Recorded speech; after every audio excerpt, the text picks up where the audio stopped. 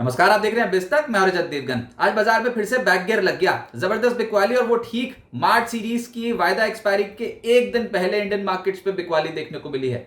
दरअसल अंतरराष्ट्रीय संकेत थोड़ा मिले जुले ओपनिंग की तरफ इशारा दे रहे थे। गिफ्ट निफ्टी फिर भी बता रहा था कि हम 60 पॉइंट्स के आसपास तेज खुल सकते हैं।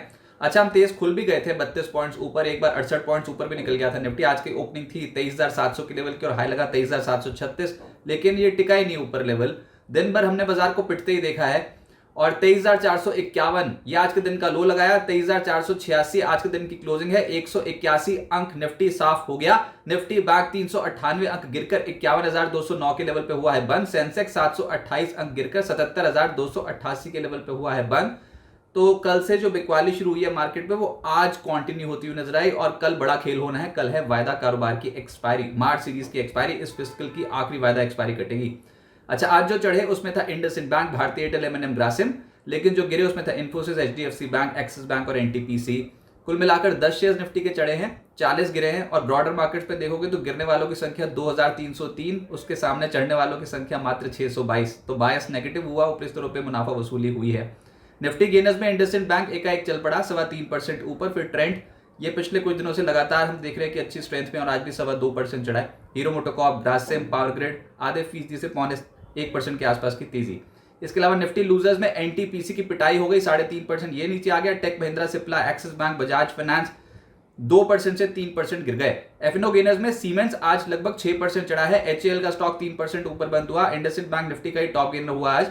इसके अलावा एयू बैंक और मदरसन जैसे स्टॉक्स में आज स्ट्रेंथ आई, 2.5% से 3% ये चढ़ गए। एफएनओ लूजर्स में मैक्स हेल्थ 4% ज्यादा टूटा। इरडा का स्टॉक टूटा 4%। आरईसी लिमिटेड, बीएससी, हुडको, ये कुछ ऐसे स्टॉक्स थे जहां पर 3.5% से 4% की गिरावट आई है।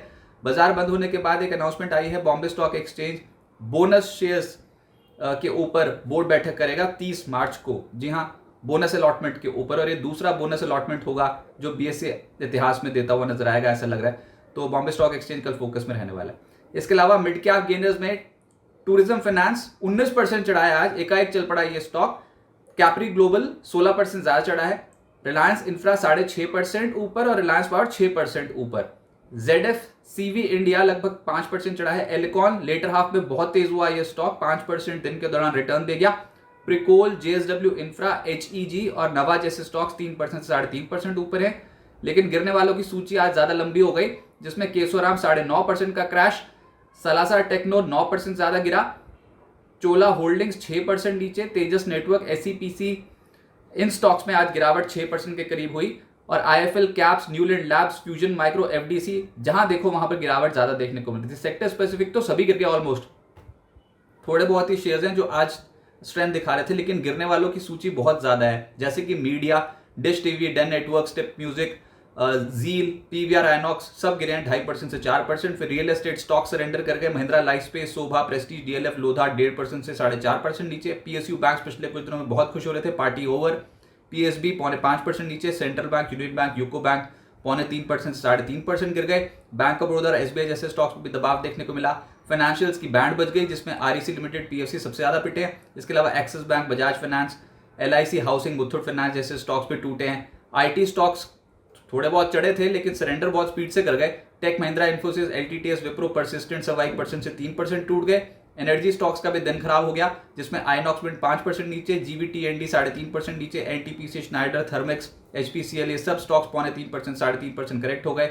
सरकारी कंपनियां, इनमें भी मुनाफा वसूली देखने को मिली। मामला थोड़ा बिगड़ गया, कॉनकॉर में 4.5% नीचे आया, एनटीपीसी 3.5% नीचे, आरईसी, एचपीसीएल, पीएफसी 2% से 3% टूट गए। बीपीसीएल, गेल जैसे स्टॉक्स में दबाव देखने को मिला। और फार्मा भी गिरावट की चपेट में ही था, जिसमें ऑरबिंदो फार्मा 3% नीचे, ग्रान्यूल, सिप्ला, जेबी केमिकल फार्मा और इप्का लैब्स, इन सब स्टॉक्स पे गिरावट। जहां देखो वहां पर गिरावट ज्यादा देखने को मिली थी। लालम लाल थी स्क्रीन, बहुत ही काउंटर स्पेसिफिक अप्रोच थी। पिछले कुछ दिनों में बहुत स्ट्रॉन्ग स्ट्रेच था, अब ऊपरी स्तरों पे थोड़ी मुनाफा वसूली, बाजार में कहीं ना कहीं पेच फंस गया।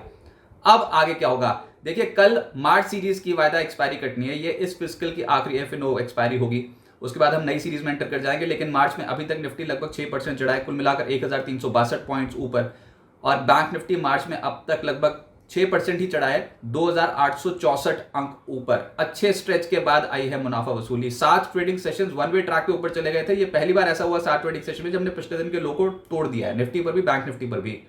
तो ठीक है, ऊपरी स्तरों पर टिकने में थोड़ी दिक्कत आ रही है बहुत स्ट्रॉन्ग स्ट्रेच के बाद। अब हम कल से देख रहे हैं मुनाफा वसूली। कल का जो हाई था निफ्टी का वो था 23,869। अभी तक हम 23,869 का ही हाई बना पाए हैं। जो हमने तेजी पकड़ी थी 21,964 के लेवल से, मार्च के लोज से, उसे चढ़ते चढ़ते 23,869 तक पहुंच गए थे। अब पिछले 2 दिनों से हम देख रहे हैं ऊपरी स्तरों पर मुनाफा वसूली आती हुई नजर आई है। अब जिन स्तरों पर है वो भी बहुत अहम है। वो इसलिए क्योंकि ये जो मुनाफा वसूली हो रही है इसमें एक तर्क ये है कि आप इंपॉर्टेंट एवरेजेस के ऊपर हो। 23,400 बहुत क्रूशियल लेवल है। वो इसलिए क्योंकि 100 दिन और 200 दिनों की औसत एक्सपोनेंशियल मूविंग एवरेज यहीं पर ही आके टकराती है। निफ्टी की 100 दिनों की औसत है 23,390 और 200 दिनों की एक्सपोनेंशियल एवरेज है 23,403। खराब होना होगा तो इसके नीचे आप खराब हो ही जाओगे वैसे भी। तो 23,400 बहुत क्रूशियल लेवल। ऐसा लग रहा है कि अभी हायर स्तरों पर बाजार फंसेगा बार बार मामला, क्योंकि 23,700 23,800 पर बहुत हैवी कॉल राइटिंग है। या तो ये लेवल काट दो कल के सत्र में ही, वैसे मौका है, कल एक्सपायरी का दिन है और एक्सपायरी के दिन बहुत कभी कभी बड़े बड़े खेल हो जाते हैं।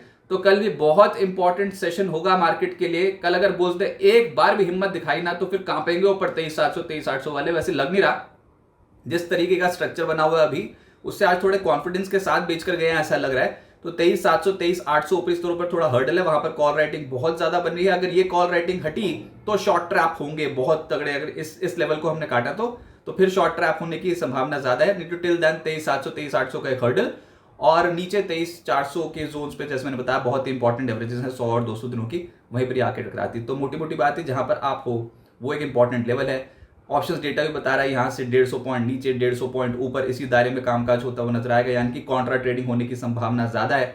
2 अप्रैल को टैरिफ्स जो यूएस इंपोज करने वाला है उसकी डेडलाइन भी, अलग अलग देशों पे टैरिफ लगेगा तो उसके चलते भी बाजार जो है थोड़ा सा कॉशियस रहेगा। यूएस के जीडीपी आंकड़े आने हैं कल और पीसी के आंकड़े आने हैं, उसमें भी रिएक्शन देखने को मिलेगा। अमेरिकन मार्केट्स का और इंडियन मार्केट्स देखते हैं कि कैसे नई सीरीज में परफॉर्म करते हैं। लेकिन ये सीरीज बहुत ही शानदार रही। 5 महीनों की लगातार गिरावट को बाजार ने एब्जॉर्ब किया, ऊपर चढ़ने की कोशिश की, अच्छी कोशिश थी।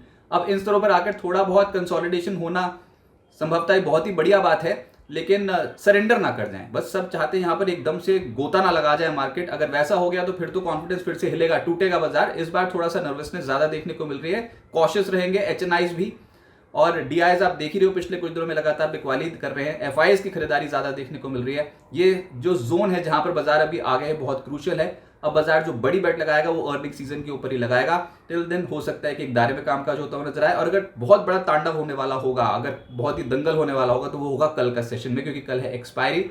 और जैसे मैंने कहा कि अक्सर एक्सपायरी पे बड़ा खेल हो जाता है, तो बहुत ही क्रूशियल सेशन होगा।